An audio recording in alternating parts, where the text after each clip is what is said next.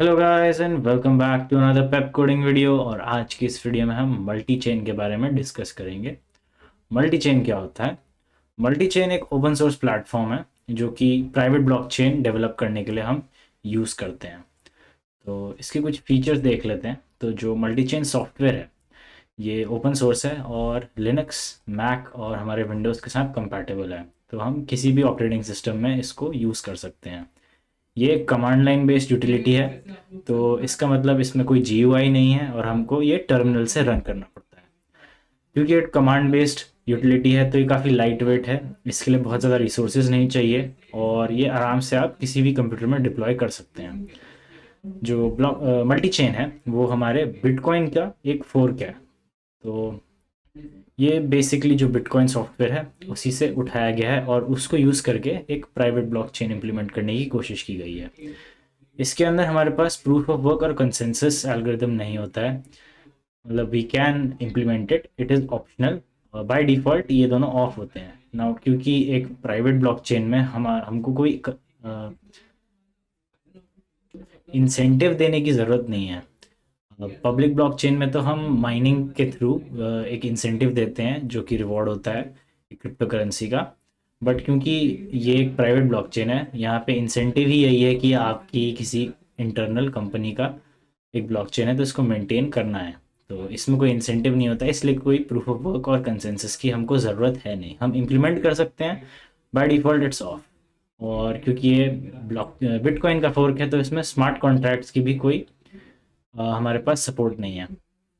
Moving on, multi-chain is an off-the-shelf platform for the creation and deployment of private blockchains, either within or between organizations. तो इस diagram से समझते हैं statement को।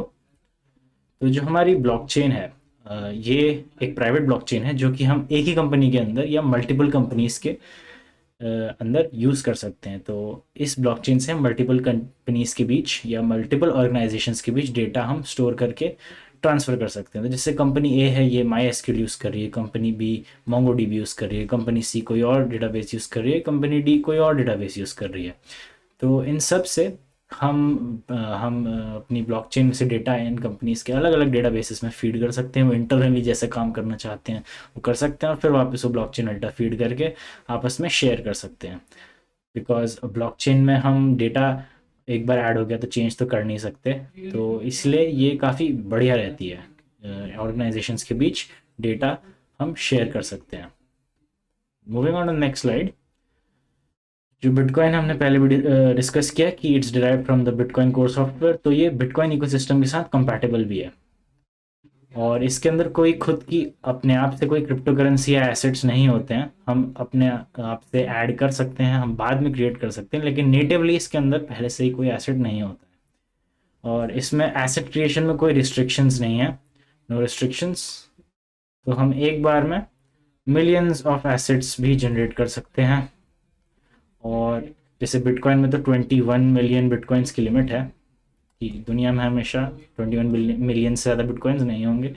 यहाँ ऐसा कुछ नहीं है, ये हमारी प्राइवेट ब्लॉकचेन है, यहाँ हम रूल सेट करते हैं। तो हमारी मर्जी होगी कि कितने हम एसेट जनरेट करना चाहते हैं। और इसमें मल्टी पार्टी एटॉमिक ट्रांसफ़र होता है। इसका क्या मतलब है कि जो ब्लॉकचेन में हम अपने आप ही कितने भी नोड्स ऐड कर सकते हैं और उनके बीच हम एसेट्स ट्रांसफ़र कर सकते हैं।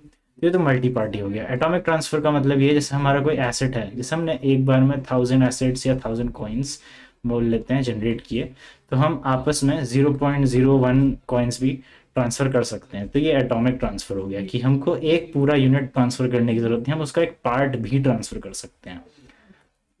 नेक्स्ट, क्योंकि ये प्राइवेट ब्लॉकचेन है, यहाँ पे परमिशंस बहुत ही इंपॉर्टेंट रोल प्ले करती हैं। यहाँ पे जो हमारे अलग अलग नोड्स हमारे ब्लॉकचेन में ऐड होंगे उनके पास अलग अलग परमिशंस होगी। हमारे पास एक एडमिन नोड होगी जो कि सब कुछ कंट्रोल करेगी और बाकी लोगों को परमिशंस देगी। और परमिशंस कैसी होती हैं, जैसे कनेक्ट करने के लिए, अब आपको अगर इस ब्लॉकचेन से कनेक्ट भी करना है तो कोई भी कनेक्ट नहीं कर सकता, आपको परमिशन लेनी होगी एडमिन से। तो एक बार आप कनेक्ट करने की कोशिश करेंगे तो आपको एक की मिलेगी। वो की अगर आप एडमिन ने अपने नेटवर्क में पास की और उसके बाद उसको कनेक्ट का परमिशन दी, तभी कोई भी नोड इस ब्लॉकचेन में, प्राइवेट ब्लॉकचेन में कनेक्ट कर पाएगी।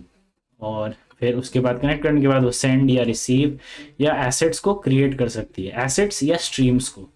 जो एसेट्स तो हमारी कोई क्रिप्टो करेंसी हो गई या फिर किसी तरह की एक्सचेंज करने का मीडियम हो गया, बट जो स्ट्रीम्स होती हैं ये हमारा डेटा होता है।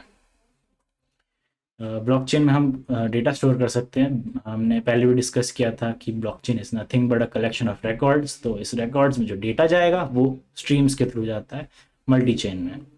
और हर blockchain, every blockchain is as close और as open as we want, because again permissions, हम हमारी मर्जी है कि हम किस नोड को कितनी परमिशन देते हैं और कितनी नोड्स हम ऐड करना चाहते हैं। So that was all for this introduction to multi-chain. Thank you for watching. I'll see you in the next one where we will implement blockchain using multi-chain. Bye bye now.